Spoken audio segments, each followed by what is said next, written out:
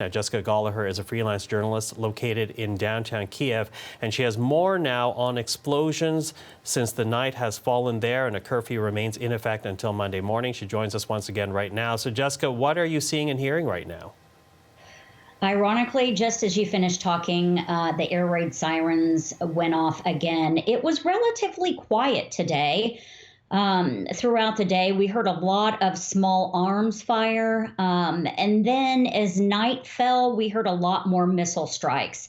I should also mention that unfortunately, Russia did hit an apartment building early this morning, just west of the center of Kyiv, where I am, and 6 people were severely wounded, and unfortunately, 2 people passed away. One of the families in this Soviet-style building, which you can see all over the city, in former Soviet republics, also in Russia, is that they were spending time together in the kitchen, as people do on Saturday morning, and a missile went through their living room. Unfortunately, the wife and 2 children were injured, and the husband is trying to find out where they are. That's the latest we know there.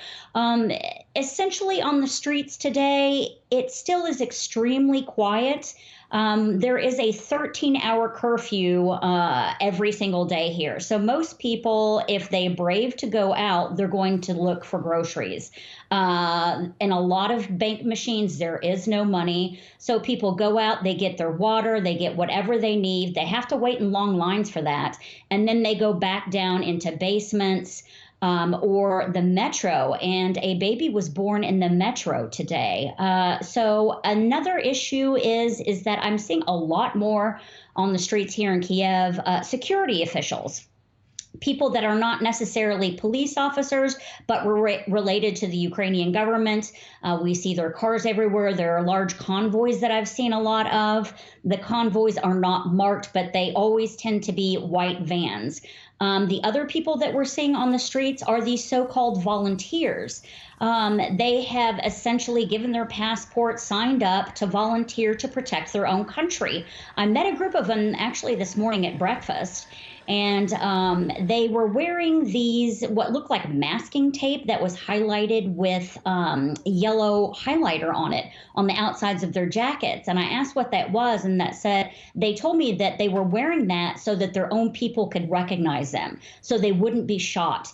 It was an attempt to help them. So a lot of things going on here. People are also, they are gathering in certain cities across the country to make Molotov cocktails, because there had been a call by Ukrainian President Volodymyr Zelensky to create or to throw Molotov cocktails, do whatever they could to defend themselves against the Russians.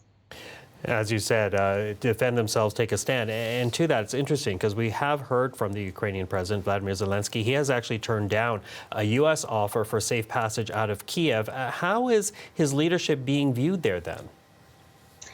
He's been amazing, according to the people that I've talked to, and you have to hand it to him. He has essentially been on point throughout these last 3 days. He has addressed his people, whether on television or made his own videos, tweets, Facebook pages. He said that the United States had offered him safe passage out of the country, and he said, I don't need a ride, I need ammunition. So people here are really rallying behind him. And when I mentioned the fact that I had met volunteers who are ready to go out and fight for their country. This morning, they were actually at breakfast listening to Volodymyr Zelensky, one of his addresses to the nation. And they take this very seriously. You have to hand it to the guy. A former actor, a former comedian is right there. And when he does talk, he's showing up in fatigues. He is obviously in the city of Kyiv. And people are really taking that to heart. He could have absconded, like a lot of presidents, leaders do when times get tough. So he has really earned some, for lack of a better word, street cred. Jessica, thank you for that. Appreciate the reporting. Jessica Gallagher in Kyiv. Now, the Russian invasion has plunged Europe into a humanitarian crisis. Tens of thousands of Ukrainians have already fled the country, and there are growing calls for Canada to do more to help those people displaced by the fighting. Sarah Galashan is on that part of the story for us today. Sarah, what are we hearing in terms of efforts to help out fleeing Ukrainians? Well, certainly, Michael, there are a lot of fleeing Ukrainians that need help, and the UN is warning that the numbers that we're seeing are only going to grow as the situation continues to deteriorate. The UN predicting that as this continues, some 4 million people from Ukraine may be looking to flee that country. So far, what we're seeing is the largest exodus happening along the Poland border with Ukraine. The Polish government saying that in the last 48 hours, they have seen more than 100,000 people crossing into Poland. Right now, Poland is welcoming those people with open arms. Those people who are arriving are being given clothing, shelter, food, medicine, shelter or support centers are being set up in schools and in gymnasiums. Volunteers are arranging through Facebook in order to get to the border and give people rides who might need it and help in other ways. Already there is a considerable population from Ukraine that has settled in Poland, especially since 2014. And so those some 2 million people are obviously trying to help their former fellow countrymen in any way that they can, given what is going on right now in Ukraine. But the question still does remain how to get to that border crossing. And what we are hearing from those who have managed to do it is that there's a struggle, a great deal of chaos, and that there are considerable efforts to prevent certain Ukrainians, particularly men between the ages of 18 and 60, from getting to the border and crossing because Ukraine wants those individuals to stay and help fight Russia. I want to play you some of what we heard on that.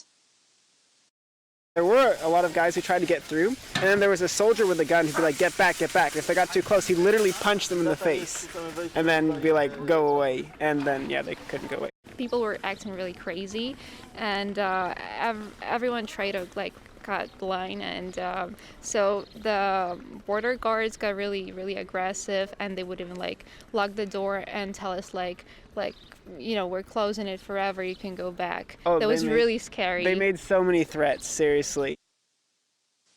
And as I say, those who are making it to those border crossings, particularly with Poland, they are being welcomed with open arms. And it isn't just Poland. There are a number of other countries that obviously border with Ukraine. Moldova is accepting refugees. Hungary, traditionally one of Europe's most anti-immigration countries. The prime minister there has said, we will take everyone. And in Romania, what we are seeing in footage that's coming from Romania are tents being set up in fields for those who can make it to that border crossing and get across, as well volunteers coming to that border crossing to try and help, given what they are seeing in terms of footage coming out of Ukraine right now. And we have heard from one of those volunteers, so I want to play you that. Came here to try to lend a helping hand to the refugees from Ukraine. They're coming empty-handed, some of them, with just children and the clothes on their backs. So feeding them, giving them water, hot tea, hot coffee to help them along the way. So a volunteer at a border point there. Sarah, what about the Canadian government? What is Ottawa saying about efforts to help with the situation? Well, what we know is that the Prime Minister, Justin Trudeau, is speaking a number of meetings scheduled with leaders from countries that border Ukraine, starting with Latvia. That conversation has already been had.